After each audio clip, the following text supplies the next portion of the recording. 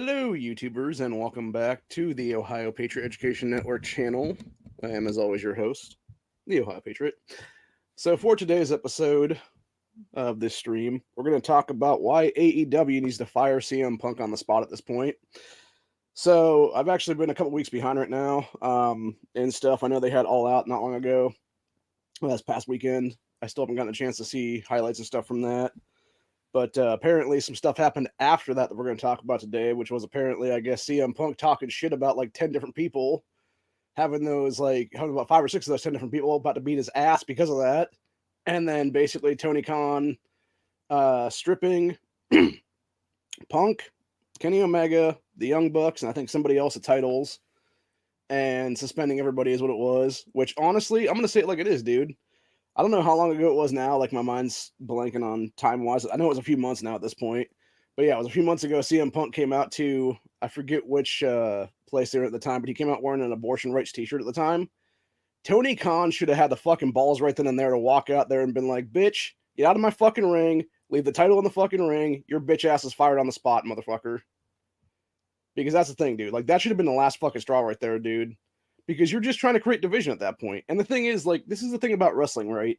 Like, half of wrestling is like scripted shit. But the big thing about it is, dude, it would be one thing entirely if they were gonna do like a pro-life, pro-choice fucking storyline or something like that, you know? But that's the thing, they weren't. It was just Tony Khan being like, whatever. And then CM Punk walks out there wearing an abortion rights or human rights t-shirt, which is totally a fucking lie, dude, because you don't have fucking human rights, dude, when you're not alive, you fucking ass clown. And then the worst thing about that fucking douchebag was he doubled down and then doubled down again about how his fucking stupid ass was all pro baby killing and stuff like that. And I'm like, dude, how the fuck are you still in any organization at this point when it comes to any major wrestling company in this fucking country anymore, dude? Like, it's fucking ridiculous. You want to talk shit about that kind of stuff, dude? That's fine. Talk it on your way out the fucking door, dude, and go find another job someplace else, bitch. Like, seriously. There ain't no fucking room for that stuff in this country, dude. You know, America is a pro-life nation now, is what it is, man, as it should be. We've done a lot of Rumble Quakes about that, actually, over on Rumble there. You know, my stance on being pro-life and everything else like that, so it's just ridiculous entirely, dude. But yeah, it makes a lot of sense to me now that you look at CM Punk and basically him being a little bitch is what it is, and just like, that's the thing. The guy's just trying to stir the fucking pot is what it is, dude. He's just trying to stir the fucking pot and just trying to fuck with people is what it is. So we're going to go ahead and read a couple different articles here that came out in the last few days or so here. There's one from BleacherReport.com that was supposed to be a couple days old, but it says yesterday on it. And then there's another one from Psy.com. So we're going to read both of those right now. Go ahead and do a screen share here of these. So yeah, you got CM Punk, Kenny Omega, Young Bucks have AEW titles vacated after backstage altercation. And as it says here, said AEW CEO and President Tony Khan announced Wednesday that CM Punk has been stripped of the AEW World Title. Kenny Omega and Young Bucks have been stripped of the AEW Trios Championships in the wake of the backstage altercation after All Out on Sunday night. It said Justin Barrazo of Sports Illustrated originally reported that Omega, Matt Jackson, and Nick Jackson, the Young Bucks, Brandon Cutler, and Michael Nakazawa have been suspended, as were producer Pat Buck and head of talent relations Christopher Daniels. It was also reported that CM Punk and producer Ace Steel were also allegedly involved in a scuffle, would either be suspended as well or would be released from the company by the end of Wednesday. Which, like I said, CM Punk should have been fired a long time ago, dude. Like, he is the fucking like, that's the thing, dude. When you can have one guy be the fucking problem the entire time, like multiple times in a row now, to where he's pissed off half the fucking fan base for months and shit that want to like literally beat his fucking ass in the streets, like people like me right now. And I mean that seriously. Like, I'd love to beat that guy's fucking ass in the streets right now, dude. Seriously. Like, yeah, there's no need for this fucking asshole to be in your company anymore, dude. Anyway, so there have been no mentions of any suspensions by Khan, and he didn't mention any of the above superstars by name. Obviously, wrestlers is what they mean by that one. It's an AEW World Championship will be up for grabs in a tournament, and the Trios Championships will be awarded to the winner of Wednesday night's match between Death Triangle and Best Friends Orange Cassidy. I still haven't watched that last night, so I don't know which one of them actually won that. It said Punk and AEW President Tony Khan reportedly had a meeting Tuesday to discuss where things stood. It's per Justin Barrazo and multiple other reports. The fight occurred backstage after Punk made disparaging remarks about Kenny Omega, the Young Bucks, Hangman Adam Page, and Colt Cabana during his post-show press conference following All Out. Of course he did, dude. Of course he did.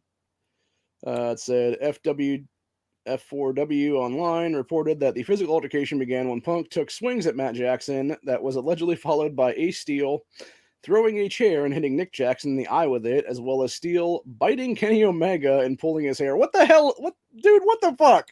Have you never had a real fight in your life, bro? Like, what the hell kind of schoolgirl shit is that, dude? God damn, man. At least fucking, like, throw a fake punch, but throw it for real, man. Like, what a little bitch, man. Like, that is some fucking schoolgirl little bitch right there, dude, for real. As a Punk defeated John Moxley in the main event of All Out in his hometown of Chicago to become AEW World Champion for a second time. Shortly after, he addressed the media alongside Tony Khan, said during a profanity-filled tirade, Punk took aim at several AEW figures, including Colt Cabana, who had been his best friend for years until Cabana filed a lawsuit against Punk. By the way, that lawsuit against Punk was also filed against WWE as well because of the fact that he had concussions and stuff from getting chair shots to the fucking skull. That's what it was, dude, in that company. As did a lot of other people from the 80s and 90s who are now trying to sue WWE. And of course, you had, Vince's lawyers basically do a whole thing where you can't actually get lawsuit money now because it's a whole bunch of bullshit in general, dude, which it is a bunch of crap, honestly, because of the fact you literally had these guys take fucking unprotected chair shots to the head for decades. They're all fucked in the head now, dude, from being like massively concussed out is what it is, to where they're basically Chris Benoit 2.0 at this point, gonna go, kill a bunch of fucking people and stuff eventually because their brain is like that of a 95-year-old dementia patient is what it is, dude. So it's like, nah, you should pay these people up, dude, when they physically can't fucking work because they can't remember where the fuck they are half the time, dude, or more. Like, it's fucked up, man, that you have, like, lawyers being able to get that shit basically swept under the rug. It's disgusting entirely. And it is sickening to me. It really is, honestly, dude. And that's what almost pisses me off a little bit about AEW as well, dude, because they know that there's fucking concussion shit going on with these people from, repeated blows to the head and stuff. And yet they're still letting these people do that shit in their own company. Like, what the hell, Tony Khan? Like, that's just being a fucking shitty fucking CEO / president of that company, dude, entirely. Because it's like, you could easily have a better company right now, and you could still have a decent match, dude. You don't have people taking like a fucking beat into the brain and shit like that with a chair or fucking barbed wire baseball bat or something else for that matter, dude. Like, you can still have a great match otherwise. Now, granted, if those people want to do that stuff, that's one thing, but, like, let that be known that, like, yeah, fucking Eddie Kingston or whoever it was decided, okay, I'm going to go ahead and sign this waiver and I can take, like, 10 chair shots to the fucking skull or whatever, dude. Like, but let that be a known thing. Like, don't just let us assume that shit. So, anyway, but yeah, of course, it was Colt Cabana filed that lawsuit against CM Punk years ago, and then he also filed one against WWE at the time for brain damage and stuff like that. And then it was basically, I think the second one against Punk was due to the fact that you had Cabana basically realizing that Punk wasn't going to be part of the lawsuit, which would have brought more credence to it, is what it was. And he's like, "Well, fuck you, dude. You helped fuck me over," or something like that. And I think in some cases it was CM Punk that actually smacked Cabana in the head a couple times with a chair and stuff, dude. And that might be why he was lawsuiting him and stuff. But anyway, as I said here, it continues on, says, so Cabana alleged that Punk reneged on a promise to cover his legal fees as part of a defamation lawsuit filed by WWE regarding Punk's appearance on Colt Cabana's podcast in 2014. Okay, so that's okay, I was wrong. It was totally different than what I thought it was there. Okay, so that was for the podcast thing, but yeah, Cabana's original lawsuit against WWE, though, was for the unprotected chair shot stuff, and then they fucked him out of that money is what it was, because their lawyers are apparently better than what Colt Cabana could find and stuff like that, and everybody else could find. That's what it was then. Anyway, continues on here and said, Punk responded to the notion that he had a role in Cabana getting moved from the main AEW roster to the Ring of Honor roster after he arrived in the company last year. Punk suggested that AEW's EVPs were responsible for spreading that story. Yeah, I'm going to call bullshit on that one, dude. And that's the thing, right? Like, when it comes to CM Punk, obviously, when you look at CM Punk versus Colt Cabana, like, CM Punk is the bigger draw, or at least he was at one point in time in history. So he could easily have that sway to come in there and be like, okay, as part of my deal, I want you to move Cabana off this main roster into like Ring of Honor, basically. And that would make a lot more sense then. Anyway, continues on here and said, while Punk didn't mention them by name, Omega and the Young Bucks are AEW executive vice presidents, so it was well known who he was referencing. Said Punk also spoke out against Adam Page, who had an on-screen rivalry leading up to the Double or Nothing pay-per-view in May. Punk beat Page in the main event of that show to become AEW World Champion, which was the worst thing they could ever done, by the way. Like I said, I think it was around that. I think it was leading up to that was when he had the abortion rights t-shirt on. And that's, again, they should have just fired him on the spot, brought Bryan Danielson or somebody else like that into the main event, had him be the fucking champion for a little bit, and CM Punk is what it is, dude. Seriously. So, yeah, it was back in May. So it was suggested by Punk that Adam Page, who was close friends with Omega and the Young Bucks, went off script and took a personal shot at Punk during their feud. He should have taken multiple fucking shots to you, bro. He should have fucking knocked your fucking teeth out, buddy. Like, seriously, for real. He should have beat your ass in the fucking parking lot for real on that one, dude.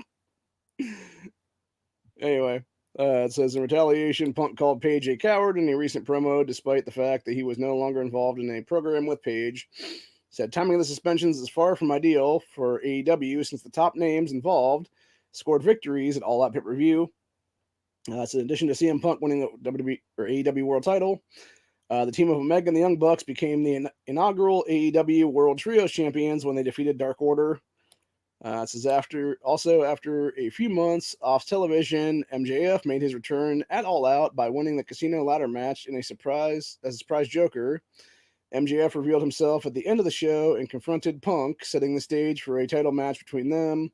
So the Punk is unavailable for the foreseeable future and leaves the company. AEW will miss out on the big-time money feud between him and MJF. You know what? Nobody fucking cares, dude. Like, seriously. Who out there really wants to see CM Punk versus MJF? I sure as fuck don't, because CM Punk is a fucking over-the-hill fucking douchebag, dude. He is a dude who is way past his fucking prime, who can barely fucking go anymore, who has been hurt for fucking months, who keeps having fucking injury after... He's like basically John Cena 2.0 at this point, dude, where he goes in there, gets fucked up for a little bit, comes back way too fucking early, and then gets re-injured. The guy's like fucking 40 or something almost now at this point, or maybe even over 40 if that'd be the case, dude.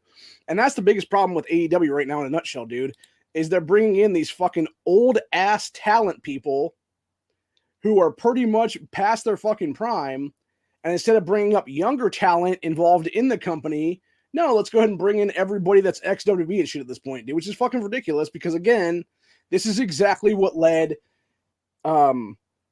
TNA/Impact Wrestling to their downfall, to where they're basically a third-rate company right now who barely anybody even watches anymore. I haven't even seen them do anything right now for months, dude.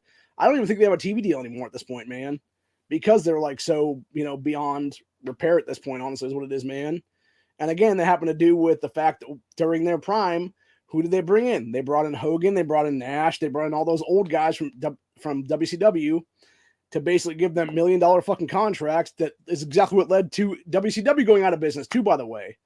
And that's the one thing, dude. And for anybody that wonders why I fucking hate Kevin Nash to this day, dude, it's because that motherfucker legitimately led to the downfall of WCW back in the day because of the fact he had some stupid ass fucking clause written in his contract where if anybody ever made more money than him, he automatically got a pay bump to be above them. So you had this guy get like several $1 million a fucking year in those contracts.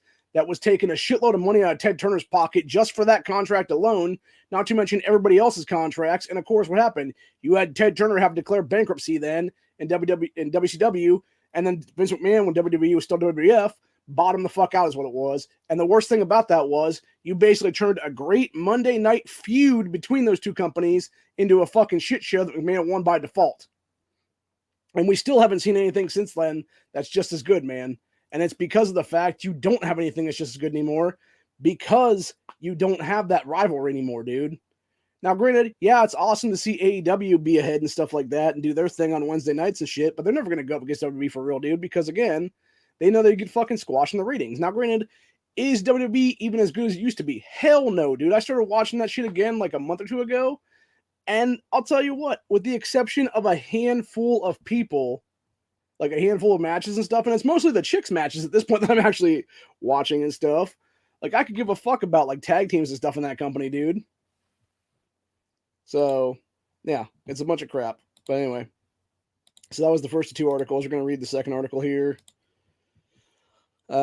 which is probably pretty much the same thing that I just read a minute ago, but we're going to read it anyway. This is from SI.com. So, report AEW members suspended after all-out altercation. So, an external third party is investigating the backstage incident according to sources. Said SI.com. Week in Wrestling is published every week. Provides okay, whatever, doesn't matter. It's an all-out press conference revealed one of the dirtiest secrets in pro wrestling. From time to time, what happens behind the curtain is more fascinating than what takes place in the ring. This was the case on Sunday night, moved to Monday morning. CM Punk spoke at a post-match press conference and took a flamethrower to the AEW locker room, laying his fellow wrestlers, specifically Hangman Page, the company's executive vice presidents, who are Kenny Omega and the Young Bucks, Matt and Nick Jackson, as well as Colt Cabana. The focus of the press conference should have been on the stunning return of MJF, but the major plot line became nearly non-existent as Punk went entirely off script in his critiques. It says, once Punk exited the press room, he exchanged words in the locker room with Omega and the Young Bucks, which led to a physical altercation. Punishment for that backstage fight, Sports Illustrated has learned, will include suspensions for every person involved. The list of these receiving suspensions include Omega, Matt, Nick Jackson, Pat Buck, Christopher Daniels, Michael Nakazawa, and Brandon Cutler. So multiple sources have shared that Punk and Ace Steel will either be among those suspended or will no longer be with the company as of last night. It said Punk met with AEW President Tony Khan on Tuesday, so the two had an opportunity to discuss how that exit would be handled. Yeah, it's called he's a bitch-ass motherfucker. He's gone from this company. Fuck him. Like, that's what it needs to be, man. Seriously. It says per sources, an external third party investigation will be conducted. Page had already left the building, Sports Illustrated learned, which explains his absence from the altercation. So Punk's fury was ignited during the press conference when he made mention of former friend Colt Cabana. Rumors have circulated that Punk had Cabana moved to Ring of Honor, and Punk clearly believes that those rumors emanated from leaks within the company, presumably even from Omega and the Young Bucks. Punk vehemently denied involvement in any facet of Colt Cabana's career, and that the topic of discussion set him off. It said all this occurred at the press conference where Punk sat beside Tony Khan. It was an awkward, uncomfortable, and professional scene. Punk is AEW World Champion, which adds another layer to the conundrum. The Bucks and Omega are initial World Trios champions, which we now know that they're no longer those things because they got those titles now. It says, remarkably, there could still be a positive outcome if Punk and FTR engage in a heated feud with Omega and the Bucks. Said Punk mentioned to Sai 2 weeks ago that he is in AEW to sell tickets and drive ratings. Except you're not selling tickets and you're not driving ratings when you're literally talking about killing kids in the womb, you fucking douchebag. Seriously, bro. I almost left this, I almost stopped watching this company after that shit, dude. And I mean that seriously. And I know I'm not the only one out there, dude. I guarantee some people did stop watching their asses at that point because CM Punk is a punk-ass bitch is what it is, dude. And that's the thing. Why would you have somebody be a divisionist fucking asshole in your company, legitimately fucking over your ratings and fucking over your ability to sell tickets and stuff like that, with his divisionist bullshit, with his pro baby killing stances and stuff like that, with his stupidity outside of the fucking ring, dude? If he wants to do something, let him go play fucking a fake ass wrestler in that heel show again, dude. Which, by the way, if you haven't watched that show, you should, because it's a really good fucking series. With the exception of CM Punk ass being in it, honestly. Like, he was probably the worst part of that whole fucking show, dude. The actual series, other than that, with a bunch of, random people being wrestlers and stuff like that, was actually really good. So, anyway. Continuing on here, it said, Khan is CEO, GM, and head of creative. This incident highlights AEW's major need to delegate. Overseeing a wrestling company is not a one-man show, and not even Vince McMahon at the peak of his power in WWE ever pretended to be that. McMahon surrounded himself with the best minds in wrestling and put them in their key roles, as with Pat Patterson, Jim Ross, Jim Burnett, J.J. Dillon, Gorilla Monsoon, and Arnold Shiland.